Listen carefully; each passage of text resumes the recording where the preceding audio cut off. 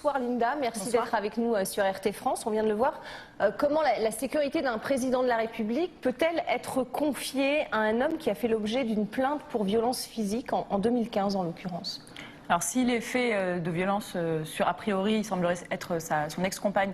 Même si c'est classé sans suite, cette plainte, elle reste dans le passif. S'ils sont avérés, de toute façon, comme les faits le démontrent, ce n'est pas un policier.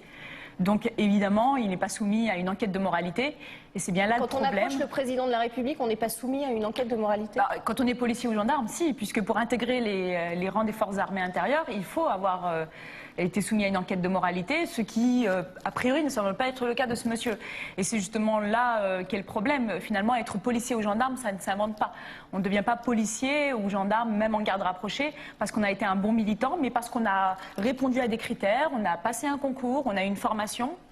Et finalement, d'avoir des personnes qui viennent de l'extérieur, dont on n'est pas sûr du passé, de la vie extérieure, qui n'ont pas en eux cette tradition policière ou gendarme, finalement mettent en danger, en péril l'ensemble des systèmes de sécurité, et notamment de la garde rapprochée du président. Est-ce que justement, quand on fait partie de la garde rapprochée d'un président ou d'un candidat à l'élection présidentielle, il faut être policier, ou est-ce que ça peut être des personnes lambda qui ont un passé d'agent de sécurité privée, par exemple?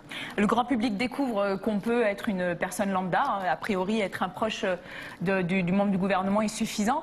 Ça, c'est plus ou moins toujours fait. On a toujours eu des vigiles armés proches des présidents, c'est pas nouveau.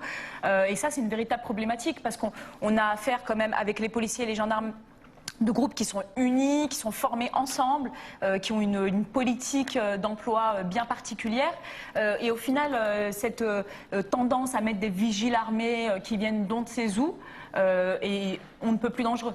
Et qui travaille notamment avec les équipes policières chargées de la sécurité du président de la République. Certains d'entre eux le surnomment Rambo. Il avait tendance à s'énerver assez rapidement. Vous le connaissiez vous-même ou est-ce que vous en aviez déjà entendu parler de ce fameux Alexandre Benalla? Alors, Monsieur Benalla est bien connu des services rapprochés du président de la République.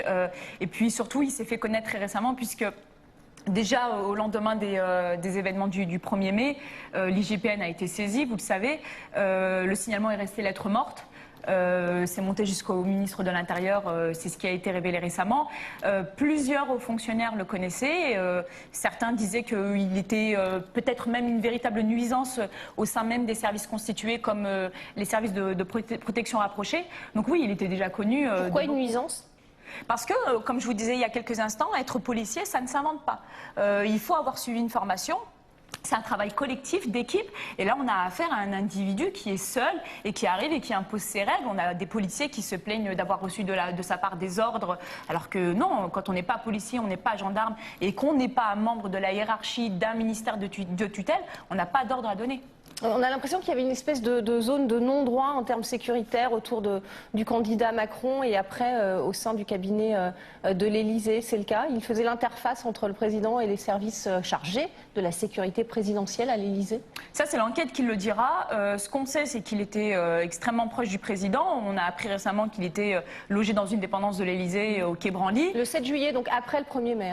C'est ça, c'est ça. Enfin, moi, je peux m'empêcher de penser à tous ces policiers qui dorment encore dans leur rue, dans leur voiture, ou parfois même c'est arrivé dans la rue parce qu'on ne trouve pas de logement avec la rémunération qui est tellement faible des policiers. Donc moi, c'est quand même une chose qui m'interpelle. Et on ne peut qu'être très proche dans ces cas-là de certaines personnes pour avoir autant de privilèges. Alors Gérard Collomb, vous l'avez dit, était au courant des faits a priori, puisque même une enquête de la police des polices avait été ouverte. Elle n'a pas été suivie des faits. Pour vous, le ministre de l'Intérieur devrait démissionner? C'est pas à moi de dire ça, s'il doit ou non démissionner. Il y a une commission qui certainement va commencer la semaine prochaine.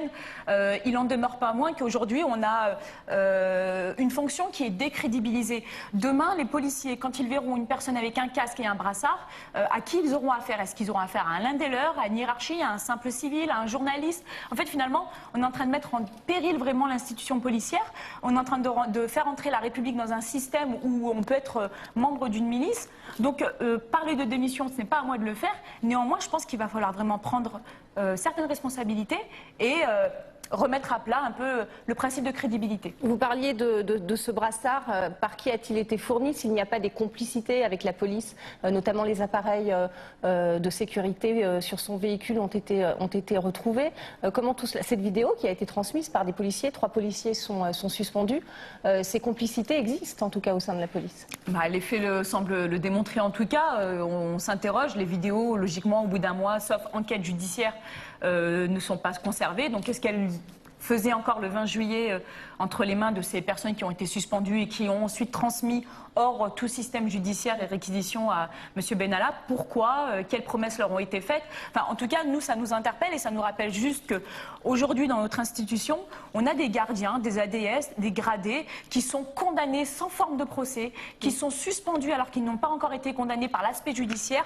Aujourd'hui encore, et notre secrétaire général Yves Lefebvre le rappelait, on a 2 collègues dans l'affaire Théo, alors que eux, les vidéos prouvent qu'a priori, ils n'ont rien à se reprocher, sont toujours suspendus. On attend juste d'avoir maintenant la fin du 2 poids 2 mesures. Et si on estime que des personnes n'ont rien à se reprocher, qu'elles soient réhabilitées. Et si d'autres, en revanche, sont dénoncées par des vidéos, elles doivent être sanctionnées. Merci Linda pour avoir répondu à nos Merci questions sur RT France.